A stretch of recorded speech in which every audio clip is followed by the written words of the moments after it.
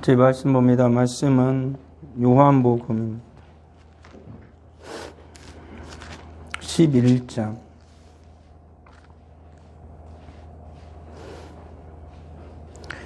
요한복음 11장 39절부터 44절까지 보겠습니다. 요한복음 11장 39절에서 44절 말씀 같이 읽겠습니다. 예수께서 이르시되 돌을 옮겨 놓으라 하시니 그 죽은 자의 누이 마르다가 이르되 주여 죽은 지가 나흘이 되었음에 벌써 냄새가 나나이다. 예수께서 이르시되 내 말을 내가 믿으면 하나님의 영광을 보리라 하지 아니하였느냐 하시니 돌을 옮겨 놓으니 예수께서 눈을 들어 우러러 보시고 이르시되 아버지여 내 말을 들으신 것을 감사하나이다. 항상 내 말을 들으시는 줄을 내가 알았나이다. 그러나 이 말씀 하옵는 것은 둘러서 무리를 위함이니 곧 아버지께서 나를 보내신 것을 그들로 믿게 하려 함이니이다. 이 말씀을 하시고 큰 소리로 나사로야 나오라 부르시니 죽은 자가 수족을 배로 동인 채로 나오는데 그 얼굴은 수건에 쌓였더라. 예수께서 이르시되 풀어 놓아 다니게 하라 하시니라. 아멘. 요한복음 11장은 다른 복음서에서는 기록되어지지 않은 말씀입니다. 그리고 전체 11장 전체를 읽어보면 우리가 마지막 읽은 이 부분은 굉장히 우리들이 기적이 일어난 놀라운 사건이어서 너무나 이렇게 흥분되기도 하지만 맨 처음 11장 초에서부터 시작되어지고 중반에 이르기까지는 굉장히 절망적인 부분이 너무나 많습니다. 결과론적으로만 생각하게 되어지면은 모두 다 좋지만 과정을 보게 되어지면 마르다나 마리아 같은 경우는 가슴이 찢어지는 듯한 그 경험을 아픔을 가지게 되죠. 물론 예수님의 말씀이 있음에도 불구하고 현재 일어나고 있는 그 상황은 추상적일 뿐 예수님 그 말씀은 추상적일 뿐 현재 일어나고 있는 상황은 그들에게 직접적으로 다가오지 않는 것처럼 보여지고 있는 것이죠. 오늘 살아가는 우리들의 믿음은 무엇인가라는 걸 생각을 해보는 것입니다. 믿음이란 건 과연 추상적인 것이냐 아니면 현재적으로 우리가 살아가는 삶 가운데 실질적인 영향을 미치는 믿음인 것이냐. 오늘 주님의 말씀처럼 믿으면 하나님의 영광을 보리라 하지 아니하였느냐라고 마르다에게 말씀하시는 것처럼 오늘날 우리들에게 주님께서 하시는 말씀이 이와 같은 것 같습니다. 믿으면 하나님의 영광을 보리라 하지 아니하였느냐. 오늘날 살아가고 있는 많은 그리스도인들의 믿음은 굉장히 추상적인 것이 아닌가라는 생각을 합니다. 때로는 저의 믿음도 현실적인, 현재적인 믿음이 아니라 추상적인 믿음을 가지고 있는 것은 아닌가라는 생각을 하는 것이지요. 야고보의 직접적인 직원과 같이 믿는다라고 말은 누가 못하겠냐. 귀신도 믿고 떠든다. 믿는다라면 그렇게 살아라. 라고 기술적으로 말하는 것처럼. 그래서 성경에서도 믿음은 바라는 것들이 실상이 된다라고 말하는 것처럼 믿음이라는 것은 현재 우리가 살아가는 모든 삶에 실질적인 영향을 끼친다라는 것입니다. 그것이 우리들이 믿음을 너무나 추상적인 개념으로 보게 되어지면 모든 것이 다 우리들의 현실적인 삶의 믿음의 영향력은 굉장히 작아집니다. 참 믿음의 현실이라는 걸 우리가 직시하게 되어지면 우리가 살아가는 삶 하나하나가 굉장히 실제적이 되어지는 것이고 하나님을 절대적으로 의지하는 우리의 신앙의 삶이 되어지는 것이지요. 근데 오늘날 그리스도인들이 왜 이와 같은 추상적인 개념에 자꾸 빠지게 되어지냐면은 예수님이 살아계실 당시에 보게 되어지면 그리고 우리나라 기독교 초창기에 일어났던 그런 수많은 역사를 보게 되어지면은 믿음은 정말 현실이었습니다. 예수님이 살아계셨을 그 당시만 해도 예수님이 걸어가면 역사가 일어나거든요. 정말로 현재 일어나고 있는 모든 문제와 정말로 괴로운 일들이 예수님을 만나면 해결이 되는 거예요. 그러니까는 모든 자들이 다 모든 자들이 그러진 않지만 예수님을 만난 자들은 그랬다는 것입니다. 예수님과 직접 대면하고 예수님과 말씀을 나누었던 모든 자들에게는 실질적인 그러한 역사들이 일어났던 것이죠. 우리나라 초창기에 우리 신앙 역사도 그렇습니다. 맨 처음 기독교가 우리나라에 상륙하고 나서는 믿음은 현실이었습니다.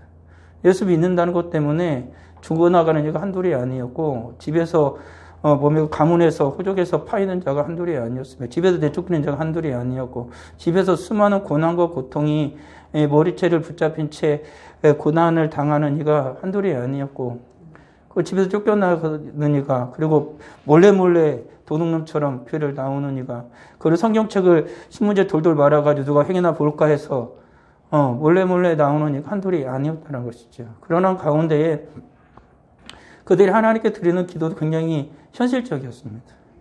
지금 내가 살아가고 있는 모든 삶, 그리고 이 삶을 하나님 앞에 드리는 기도조차도 정말 생명을 건 기도였죠. 이게 이루어지지 않으면 안 된다라는 믿음이었죠. 그들이 드리는 기도는 정말로 간절했던 것이죠. 그리고 그 기도는 정말 실제적으로 하나님이 역사해 주셔서 그들의 삶 가운데 직접적으로든 아니면 간접적으로든 일어나게 되어졌고, 그리고 그들의 그 간절한 기도는 믿음을 따라서 현재적으로 바로 일어나든 아니면 후에 일어나든 주님께서는 반드시 그 모든 기도에 응답을 해 주셨다는 것이죠. 그러니까 그들의 믿음은 현실이었다는 것입니다. 신앙의 선배들이 살아가던 모든 믿음의 선배들로 보게 되어지면은 그들의 믿음은 굉장히 현재적입니다. 현실적이라는 거죠. 두리뭉실한 어떠한 뜬구름을 잡는 것이 아니라 확실했다라는 사실이죠. 그런데 오늘날 우리가 살아가는 현실 속에서 우리의 믿음은 과연 어떠한 믿음인가 라는 것이지요. 이 믿음은 하나님께서 주시는 것입니다. 내가 믿음이 하나님이 주시는 것이 확신이 있고, 믿음을 내가 만들려고 하면 불확실하죠. 될까? 라는 생각이 일단 드는 거 아니겠습니까? 그럴 땐 해보자. 이런 것과 하나님이 주시는 믿음이 확신이 있어서 반드시 되어진다. 라는 그 믿음이 있는 것이지요. 다시 오늘 말씀으로 돌아오게 되어지면 예수님께서 사랑했던 나사로입니다. 굉장히 친했고, 성경에 보게 되면 예수님께서 자주 그 집에 들렀습니다. 그리고 마리아와 마르다도 굉장히 예수님과 친근한 사이죠. 마치 예수님의 진짜 형제 자매보다 마르다나 마리아, 나사로가 오히려 더 친한 형제 자매와 같이 그렇게 지냈죠. 어떻게 보면 제자들은 예수님을 늘 따라다니니까 그랬다고 했지만 예수님이 이 집에 자주 들렀습니다. 그래서 이 나사로하고도 굉장히 친했고, 주님의 말씀을 즐겨 듣던 나사로의 모습도, 그리고 마리아의 모습도, 그리고 예수님이 오시면 무엇을 마시는 걸 해드릴까요? 가지고 분주하게 움직이던 마르다의 모습도 성경에서는 우리에게 분명하게 보여주고 있는 것이지요. 근데 문제는 뭐냐면, 그렇게 예수님을 사랑하고 친근했음에도 불구하고 고난이 찾아왔죠. 나사로가 죽게 된 거예요. 죽을 병에 걸린 겁니다. 그러니까 진짜 친구는 이때 필요하잖아요. 진짜 친구는 이때 필요한 거 아닙니까? 죽게 생겼으니까 예수님이, 딴 때도 예수님이 너무 좋죠. 그렇지만 진짜 필요한 때는 이때잖아요. 내 형제가, 내 오빠가, 내 동생이 죽게 생겼는데 지금 예수님이 필요하잖아요. 그래서 예수님을 부랴부랴 부른 겁니다. 죽기 전에 예수님이 오셔야 된다. 예수님이 오셔서 손 얹으면 낫는다. 이들은 압니다. 예수님이 오시면 해결이 된다. 아주 예수님을 부르려고 예수님께 사람을 보냈는데 예수님이 지체하는 겁니다. 제자들도 의아하게 생각했죠. 그렇게 사랑하고 친한 그 동생과도 같은 나사로인데 예수님께서 시간을 끄는 겁니다. 오히려 예수님은 죽은 게 아니라 잔다 그런 말을 하죠. 그러니까 이들은 오해를 하죠. 근데 예수님은 이미 죽었다라는 건, 이제 죽을 거라는 건 아시는 거죠. 그런 상황이 연출되는 가운데 나사로가 죽었습니다.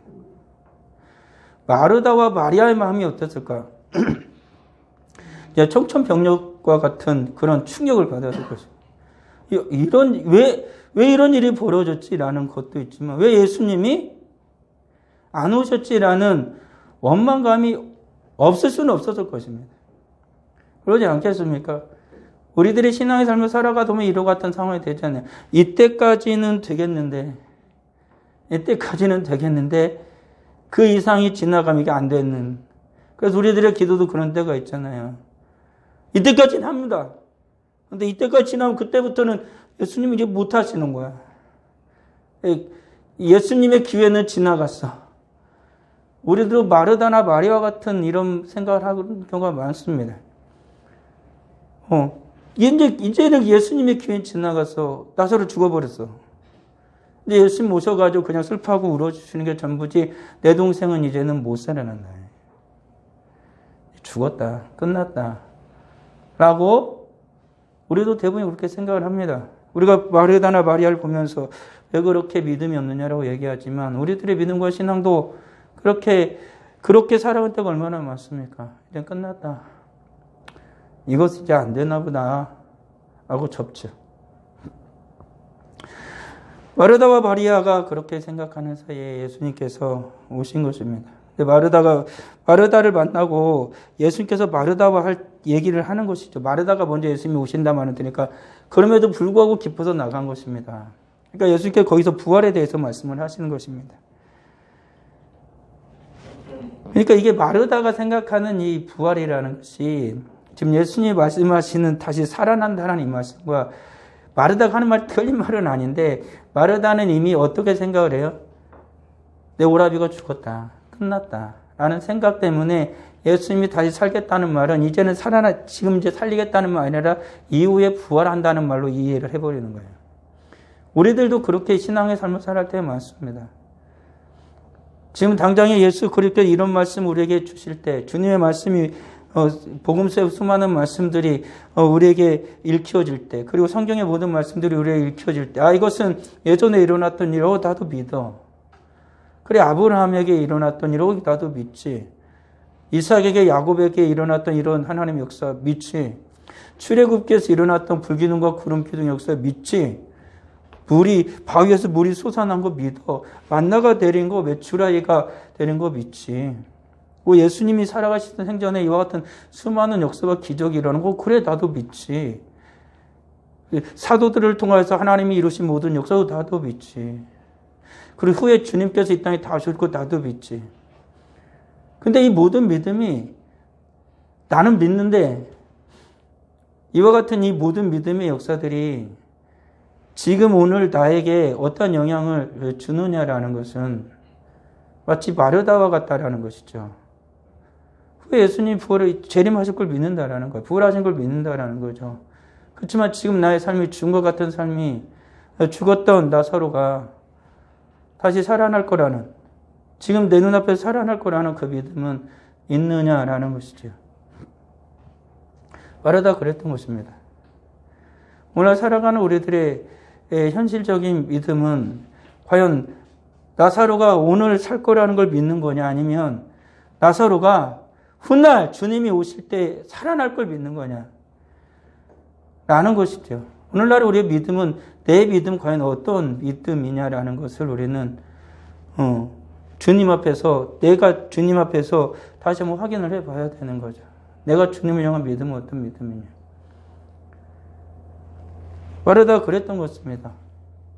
그때 예수님께 마르다가 이르되 마지막 날 부활 때에는 다시 살아날 줄을 내가 압니다. 모르는 게 아니죠. 그때 예수님이 하신 말씀이 이겁니다.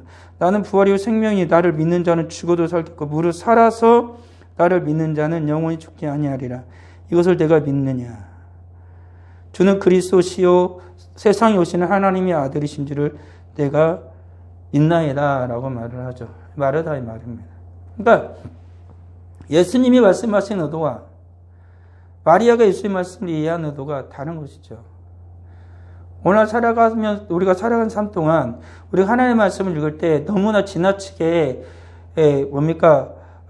모든 것을 다 나의 삶에다 꿰맞추는 것도 이것은 큰 오류이지만, 때는 우리가 하나님의 말씀을 읽으면서 살아갈 때 이 하나님의 이 말씀이 진정 살아서 역사하시는 그 말씀이라고 성경에서 말하는 것처럼 관절과 골수로 찔러 쪼개까지 하는 이 하나님의 말씀이라는 이 사실을 우리가 믿어야 한다라는 거죠. 이 하나님의 말씀에 그 믿음을 온전히 우리가 믿고 살아갈 때 하나님께서 역사해 주시는 것이라는 것입니다. 오늘 우리가 예배를 드리는 이 삶 가운데 우리는 예배를 왜 드리는 걸까? 라는 생각을 또 해봐야 되는 거 아니겠습니까? 정말로 오늘 드리는 예배가 나의 삶에 어떠한 영향을 끼치는 것인가? 그냥 뭐 기독교인이니까 와가지고 성직교회 사람이니까 와가지고 그냥 여기 앉아있는 것이냐, 아니면 정말 하나님께서 이 성직교회 지체로 나를 부르셨어. 이 하나님의 말씀을 듣고 내가 한 주간 동안 이 어둠의 시대에, 이 어둠의 터널을 지나가고 있는 이 정말로 열악한 이 시대에 진정 주님의 은혜와 능력이 나에게 임하고 믿음으로 살아갈 때 하나님의 역사가 정말 죽어가고 있는 이 땅 가운데에, 이 상황 가운데에 부활의 역사로 나에게 임할 것을 믿고 예배를 드리는 것이냐, 아니면은 어차피 지나가는 시간, 한 시간을 다른 걸로 채우긴 그러니까 그냥 이 예수님을 믿은 사람이니까 예배 시간으로 채우고자 나와 있는 것인가 라는 사실은 전혀 다른 의미가 되어지는 거죠. 예수 믿는 사람이니까 예배 드리지, 이 말은 결코 틀린 말이 아닙니다. 그렇지만 이 예배는 정말 나의 생명이고 나의 생명보다 귀하고 나의 삶에 온전히 영향을 미치는 것이니까 예배를 드려야지, 이거는 다르다는 것이죠. 오늘 살아가는 우리들이 자꾸 그런 마르다가 믿음이 없다라고는 할 수 없습니다. 하지만 이와 같은 추상적인 생각을 자꾸 하는 것이죠. 정말 죽은 나사로가 살아날 것인가? 우리들의 삶 가운데, 나의 삶 가운데도 기도를 하면서 생각을 해봅니다. 나의 삶 가운데 죽은 나사로가 뭐냐? 기다리다 죽었다. 기다리다 죽은 나사로를 두고 나는 정말 예수님 지금 살릴 걸 믿는 거냐, 아니면 끝났으니까 이제부터는 주님은 잠깐 와가지고 눈물만 흘려주시면 되고 이것은 이제 우리들이 해결을 하겠습니다 라고 생각을 하는 것은 없는가라는 것이죠. 정말 예수님께서 죽었음에도 불구하고 살릴 것을 믿는가? 나는 끝났다고 생각하는데 나만 예수님도 정말 끝났다고 생각을 하는가? 예수님이 아직 안 끝났다는데 나 혼자 끝났다고 생각하고, 나 혼자 지레 짐작하고, 나 혼자 주의 말씀을 오해하고, 나 혼자 모든 결정을 내린 다음에 주님이 모든 말씀을 내 나름대로 해석해서 받아들이는 건 아닌가? 하나님의 말씀을 말씀 그대로 받아들이는 게 아니고 라는 생각을 하게 되는 것입니다. 오늘 살아가는 우리들이 자꾸 그러지 않습니까? 하나님의 말씀 그대로 받아들이기보다는 하나님의 말씀을 내가 그냥 해석을 해버리는 것입니다. 물론 하나님의 말씀은 해석되어야 합니다. 그렇지만 하나님의 말씀은 성령으로 말미암아 해석이 되어지죠. 주님은 분명히 말씀하신 것처럼 성령 하나님께서 주님의 말씀을 생각나게 하고 가르쳐 주실 거라 했지, 너가 마음대로 생각하라 하지 않았습니다. 그래서 베드로는 많은 자들이 하나님의 말씀을 자의적으로 해석하다 망한 자가 한둘이 아니다라고 말을 하고 있죠. 많은 자들이 그렇게 망했습니다. 오늘 얼마나 많은 자들이 하나님의 말씀을 자의적으로 해석하다 스스로 죽음의 길을, 망하는 길을 걸어가고 있는 자가 얼마나 많습니까? 믿는 자들도 그러지 않겠습니까? 여기서 망한다는 거 영원한 멸망을 의미하는 게 아니라 살아날 수도 있음에도 불구하고, 주님이 살리실 수 있음에도 불구하고 내 스스로가 포기해버리는 것입니다. 주님은 안 끝났다고 말하는데, 성경은 계속해서 진행되고 있다고 말하는데 나는 끝, 엔드라고 말을 하는 것이죠. 아니면 주님은 지금 너의 삶에 내가 직접적으로 간섭을 할 거라고 말씀하시는데 우리는 그냥 추상적인 개념으로 좋은 게 좋은 거죠. 좋아요. 알았어요. 이런 식으로 넘기고 싶은 것이죠. 마치 부모님이 이러는 거죠. 자녀들에게. 내가 너 지금 오늘 해줄게. 내가 해줄게. 그러면 얘가 생각하지.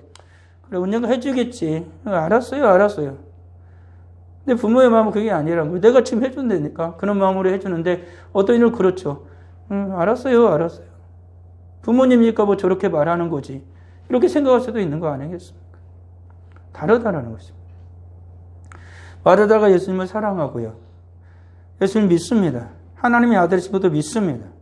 앞으로 오실 메시아인 것도 믿습니다. 그럼에도 불구하고 마르다는 지금 자기 동생은 예수님이 이제 못 살리실 거라 생각을 하는 것입니다. 죽기 전에 오면 살렸는데 죽은 다음엔 안 줄 거라고 생각을 하고 있는 것이죠.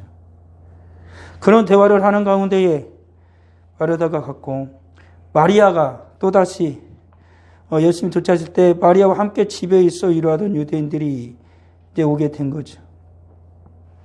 이제 마리아도 예수님이 오신다는 말씀을 듣고 이제 문 앞에 나가서 예수님을 맞이하게 된 것입니다. 그래서 마리아도 동일한 말을 합니다. 예수 계신 곳에 가서 배웠고 그 발 앞에 엎드려 이르되 주께서 여기 계셨더라면 내 오라버니가 죽지 아니하였겠나이다. 마리아도 똑같은 생각을 하는 것입니다. 예수님이 여기 계셨으면 내 오라비는 안 죽었을 것입니다. 예수님이 하루나 이틀만 조금 더 일찍 오셨다라면, 조금만 더 일찍 오셨다라면, 사흘 나흘 아팠을 때 일찍 오셨다라면 내 오라비는 안 죽었을 것입니다. 라고 마리아도 얘기하는 것이지요. 예수님을 정말 사랑하고 예수님을 너무나도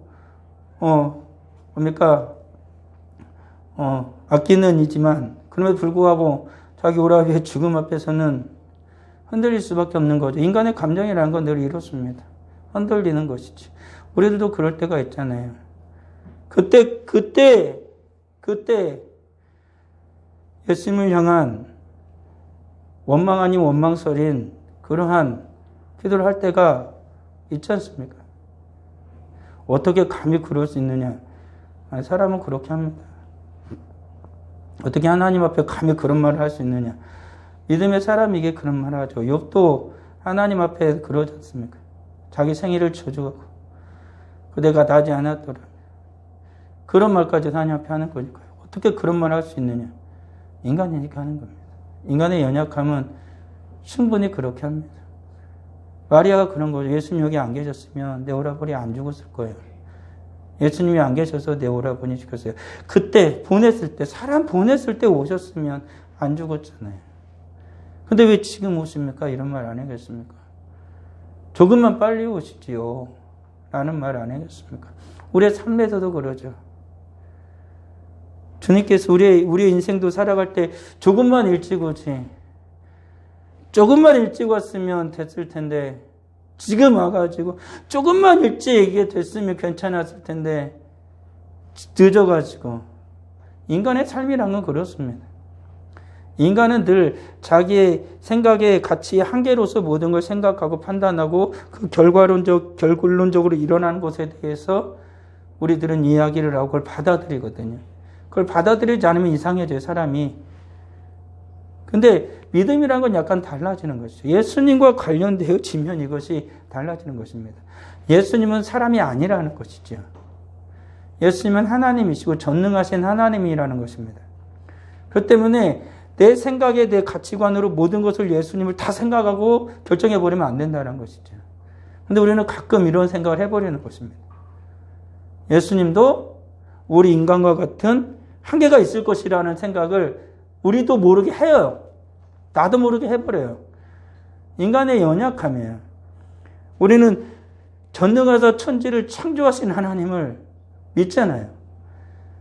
그 하나님 전능하신 그 예수 그리스도 말씀으로 천지를 창조하신 그 예수님을 믿어요. 우리 신앙 고백을 그렇게 합니다.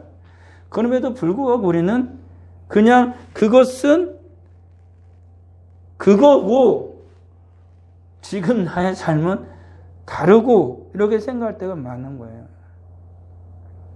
마리아처럼 예수님을 마치 어느 한정적인 분으로만 생각을 하고 이제는 내가 안 되면 예수님도 안 되고 우리가 안 되면 예수님도 안 되고 지금까지 이 세상이 창조되고 나서 한 번도 안 일어난 일 같으면 이제는 안 일어나고 라고 생각을 하는 것이지. 그리고 나서 우리는 스스로가 포기를 하는 경우가 많은 것입니다. 근데 예수님은 다르셨다는 것입니다. 오는 것과 함께 온 유대인들이 오는 것 보시고 심령의 비통 여기사 불쌍히 여기셨다. 그리고 예수님께서 무덤 앞에 가서 눈물을 흘리셨다라고 나오고 있습니다. 그러니까 예수님의 이 눈물의 의미는 과연 어떤 의미였을까라는 것이죠. 여러 가지 의미가 있지 않았겠습니까? 정말 나사로가 죽은 것 때문에 예수님이 슬퍼하셨을까? 라고 생각하기엔 좀 그렇습니다. 사람들은 예수님의 눈물을 보고 정말로 얼마나 저를 사랑했는가라고 그들은 말을 합니다. 그래서 예수님께서 그 예수님의 눈물을 보고 저가 수많은 사람을 다 살렸는데 왜 이 사람은 안 살렸지라고 그들도 얘기하고 있는 것입니다. 그렇게 사랑했으면 살려야 되는 거 아닌가라고 사람들은 생각하고 마리아나 마르다도 대화 속에서 보면은 그러한 뉘앙스가 충분히 풍겨나고 있는 것이지요. 우리들은 예수님께서 안내해 주셨다고 눈물을 흘립니다. 그리고 많은 자들도 그것이 안 이루어졌다고 눈물을 흘립니다. 슬퍼하고 애통하고 때는 원망하기도 합니다. 그렇지만 예수님은 무엇 때문에 눈물을 흘리시는 것일까?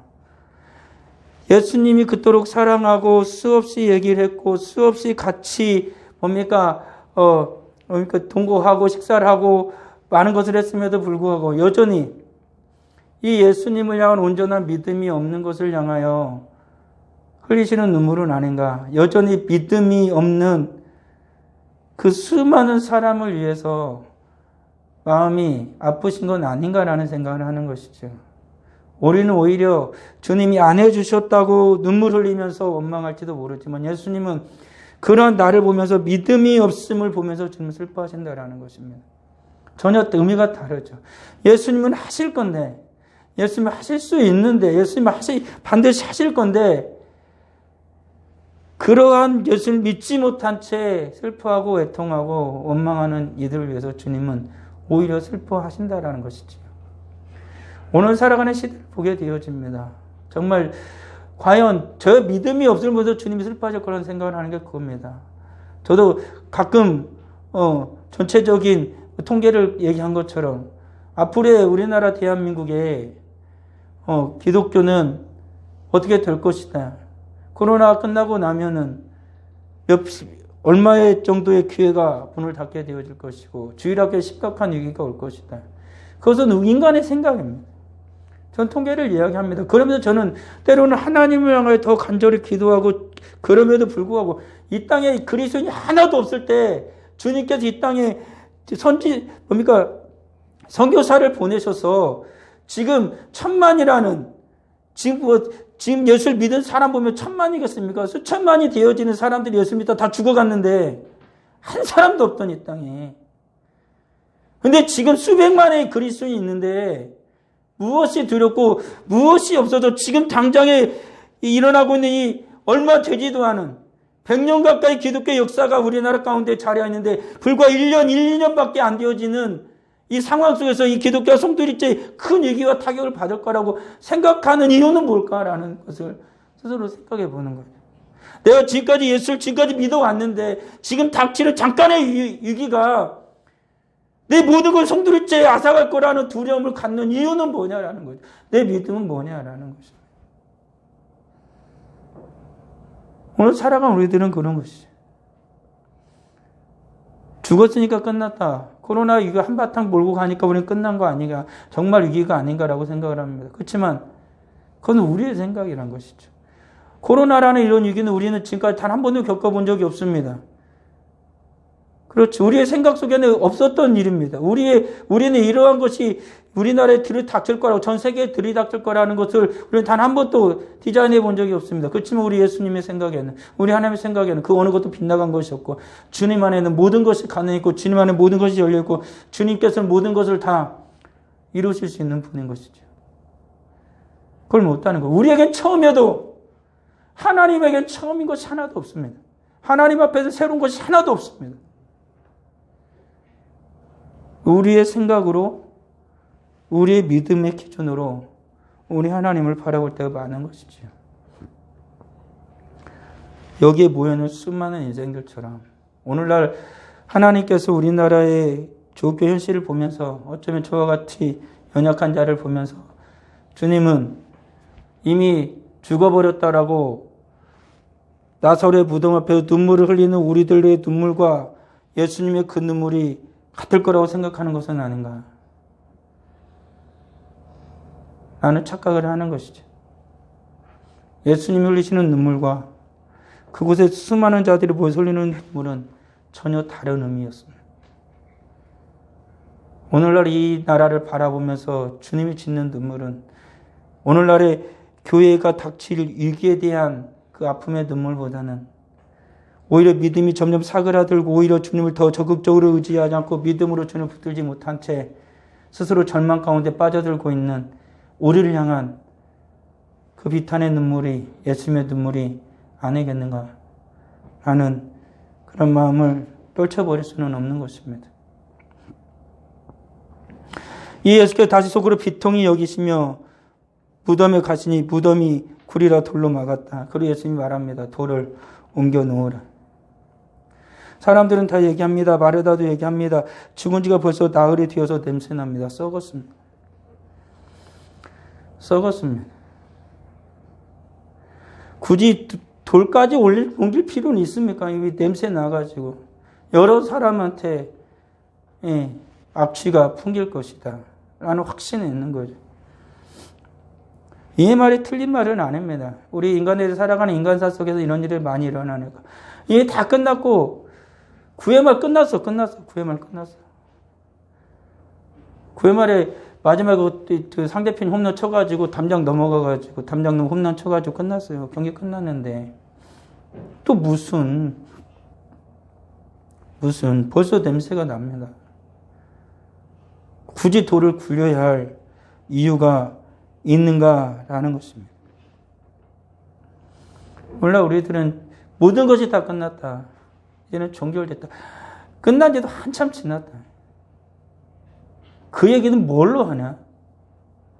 이미 끝난 얘기인데. 우리들은 그렇게 충분히 말할 수 있습니다. 이미 다 끝난 얘기를 또 왜 자꾸 하는지 모르겠네. 그만해. 좋은 소리도 여러 번 들으면 별론데 좋지 않은 소리 왜 자꾸 하면은 그건 정말로 듣기가 싫은데. 마르다는 이미 모든 것이 다 끝난 것이죠. 다 끝나가지고 나은에 대해서 썩어가지고 냄새 나는데 돌은 또 왜 굴리라고 할까? 우리들의 삶 가운데도 그럴 때가 없는지. 나는 미쳐가지고 모든 게 다 끝났다고 생각하고 혼란스러운데 말씀은 계속해서 나한테 자꾸 기도해라 해라라고 얘기를 하는 거야. 뭘 하라는 거지? 기도할 힘도 없고 절망은 이미 찾아온 지 오래고 소망의 줄도 다 끊어졌는데 성경은 또 왜 뭘 하라는 거지? 나보고 뭘 하라는 거지? 그럴 데가 없습니까? 제가 지금 정말 힘들어서 정말 빠듯이 내가 이곳에 앉아 있는데 들려오는 하나님의 말씀은 왜 자꾸 나한테 왜 힘든 걸 나는 이제 저 말 말고 다른 말을 듣고 싶은데 왜 자꾸 저 말을 나한테 하는 거지? 이제 이 말은 이 얘기는 끝내고 이제 다른 얘기를 좀 해줬으면 좋겠는데 라는 생각을 하지 않느냐는 것입니다. 그때 예수님이 계속해서 말을 이어가죠.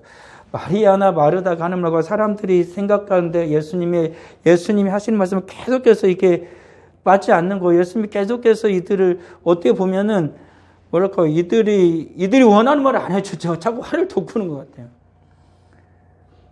그냥 쉽게 끝날 수 있는 건데 예수님이 계속해서 이들을 위로하기보다는 예수님이 지금까지 오셔가지고 이런 말 한마디도 안 했어요. 마르다나 마리아한테 슬프냐? 아프지? 괴롭지? 어떡하니? 이런 말씀 한 말씀 안 하시잖아요. 전혀 이들의 마음은 아랑곳하지 않고 한편으로 보면 예수님은 당신 말만 하는 거예요. 사랑했다며. 근데 주님 당신 말만 하는 거예요.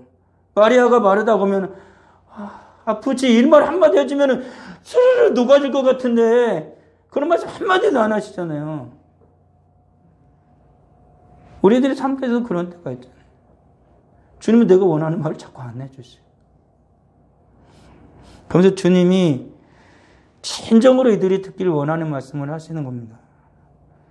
내 말이 내가 믿으면 하나님의 영광을 보리라 하지 아니하였느냐라는 것입니다. 주님이 보여주고 싶었던 거죠. 하나님의 영광이 뭐냐? 네가 내 말을 믿으면 하나님의 영광을 보리라 하지 아니하였느냐? 마리아와 마르다는 추상적이죠. 훗날 하나님의 영광을 보리라라고만 생각을 계속하고 있는. 그런데 예수님은 지금 하나님의 영광을 볼 거라고 얘기를 하셨던 거죠. 우리의 생각이 자꾸 그렇게 가는 것입니다. 내가 안 되니까 우리는 안 되니까 우리는 끝났으니까 주님도 끝났고 주님도 안 된다고 생각을 할 때가 너무나 많다라는 것입니다. 그래서 우리는 초상적으로 같이 바꿔버리죠. 그래 속이 편하잖아요. 지금 이걸 계속 움켜쥐고 하려고 하면 머리가 아프고 지금 내가 괴롭고 힘드니까 이것을 떨쳐버릴 수 있는 빠른 방법은 뭐냐면 추상적으로 바꿔버리는 것입니다. 그러면 현재적으로 나한테 안 괴롭거든요. 그냥 나는 괴로운 척을 할 수가 있는 거죠. 마음적으로, 정신적으로 나는 괴롭다, 나는 괴롭다. 이걸 생각하고 있는 것은 아니니까. 생각은 하고는 있으니까. 현실에서 도피하고 싶은 생각을 너무나 많이 하는 것이죠.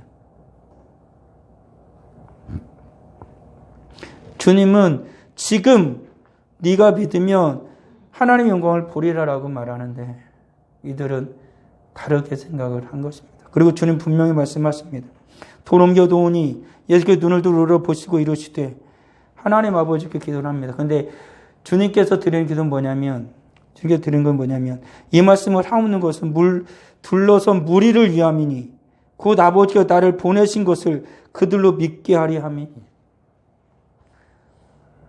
주님께서 누구로 하여금 이들로 하여금 믿게 하기 위해서 주님께서 지금 하나님께 기도하는 것은 누구를 위함이다. 이들을 위함.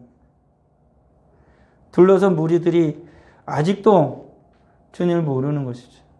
오늘 사람 우리들이 믿음이 있다고 하지만 여전히 주님은 우리의 믿음을 위해서 기도하시죠. 마치 베드로에게 말씀하신 것처럼 사탄이 너를 밀가부르도 까부르지만 내가 네 믿음이 떨어지지 않기를 위해서 기도합니다. 주님 말씀하신 것처럼 요한복음 17장에서 나오는 대제사장적 기도도 주님의 기도는 이 땅에 있는 남아있는 교회와 제자를 위한 철저한 주님의 기도였거든요. 주님은 지금도 우리를 중보하고 계세요. 우리가 끝까지 주님을 향한 온전한 믿음으로 승리하고 이 땅에 살아가는 동안 우리의 믿음이 추상적인 것이 아니라 현실적인 오늘을 살아가는 현재적인 믿음이 되기를 주님은 원하셔서 우리를 위해 기도하시는 거죠.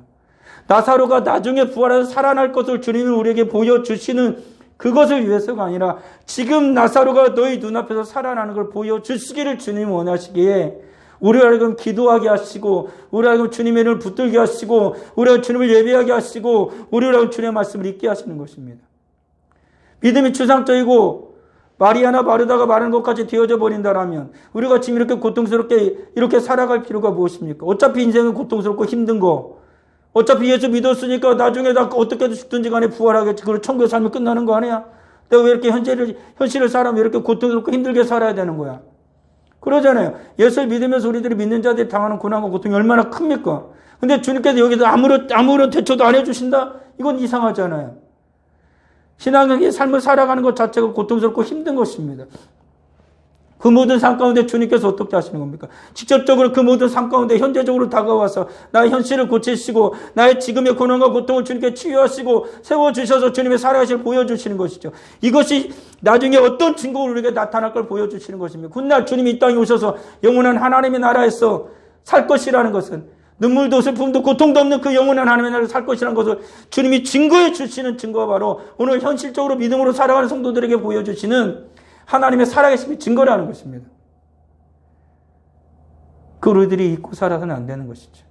지금 나사로를 주님께서 죽은 자 가운데 살리신 것을 이유는 뭡니까? 훗날 너희가 다시 이와 같이 살아날 거라는 걸 보여주고 싶으셨던 것입니다.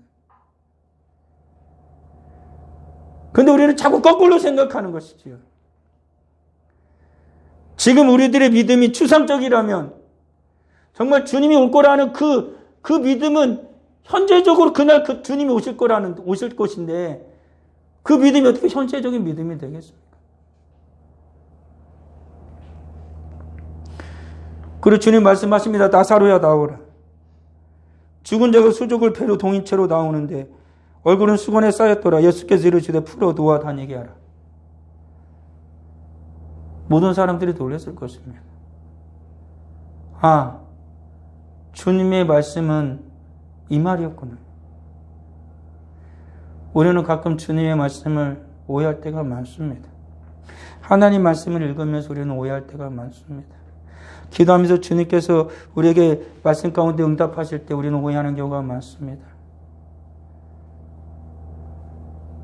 그렇지만 주님은 그 모든 오해를 풀어주시는 주님이시죠. 내가 오늘 살아가는 믿음이 진정 오늘 현재적으로 일어날 모든 일들이라는 그 믿음을 가지고 있다면 주님께서는 그 믿음에 반드시 응답해 주시는 주님이십니다. 그렇죠. 우리들의 믿음이 늘 추상적이라면 우리는 계속해서 그 잡히지 않는 뜬구름을 붙잡으려고 저 높이 뜬 그 파란 하늘에 떠다니는 그 구름을 보면서 이쁘다 이쁘다 그러면서 계속 살아갈 것입니다. 그 구름은 우리 손에 잡히는 것이 아닙니다.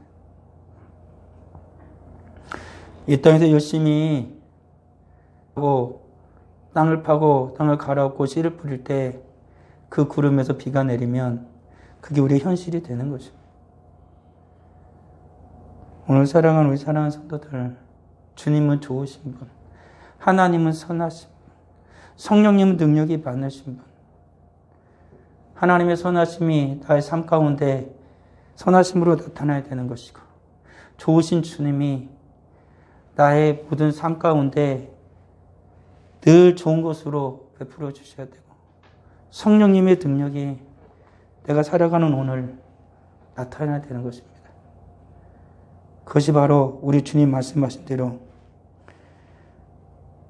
내가 믿으면 하나님의 영광을 보리라 라고 말씀하신 이 말씀이 오늘 나의 현실을 살아가는 믿음이요 역사가 되어지는 것입니다. 기도하겠습니다. 아버지 하나님 은혜를 감사합니다. 오직 주님의 영광과 사랑 우리가 되기를 원합니다. 주님을 믿으면, 내 말을 믿으면 내가 하나님의 영광을 보리라 말씀하시는 주님, 우리의 믿음이 추상적이거나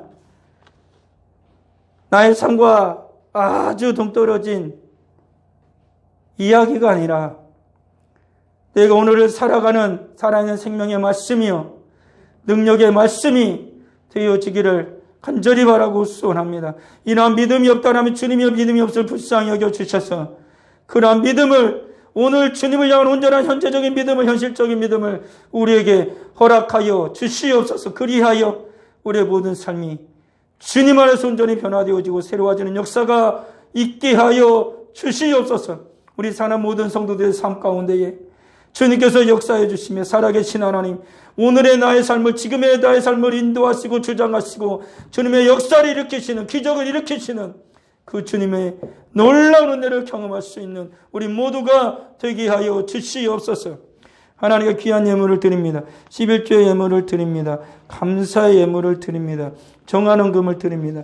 드린 모든 손길 하나님 기억하여 주시옵소서. 성교 예물 드리오니 하나님께서 이 예물이 쓰이는 곳마다 주님의 역사가 일어나고 백배의 결실하는 은혜가 있게 하여 주시옵소서. 주님 말씀하신 것처럼 내가 주를 위하여 모든 것을 버렸사오니 어찌 되겠습니까? 라고 말할 때에 주님께서 내가 이 땅에서 백배의 결실을 하되 고난과 함께 받을 것이요 내가 내 세의 영생을 얻지 못할 기가 하나도 없다라고 말씀하신 것처럼 죄 사랑하는 거룩한 자녀들 이 땅에 살아 모든 삶 가운데에 주님께서 백배의 결실을 하게 하여 주옵시고 영원한 하나님의 나라의 소망을 두고 살아갈 수 있는 복된 성도들이 다 되어지도록 주님 크신 은혜를 베풀어 주시옵소서.